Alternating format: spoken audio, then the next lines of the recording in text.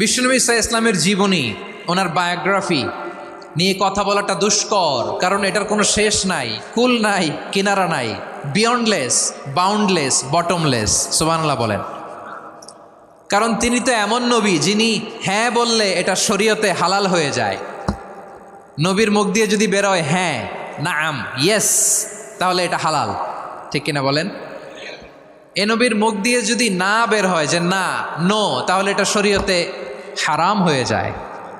কেমন নবী আমরা পেয়েছি, যিনি হ্যাঁ বললে হালাল, না বললে হারাম, যিনি সাব্বাবা, এই আঙ্গুলি উপরের দিকে উঁচু করলে চাঁদ ভেঙে দুই টুকরা হয়ে যায়, যে নবী জমিন থেকে পা উঁচু করলে আল্লাহর আরশে মেরাজে চলে যায়, এমন নবীর উম্মত আমরা হয়েছি। যে নবীকে বাদ দিলে কোরআন বোঝা যায় না, কারণ এ নবীর উপরই কোরআন নাজিল করেছে কে?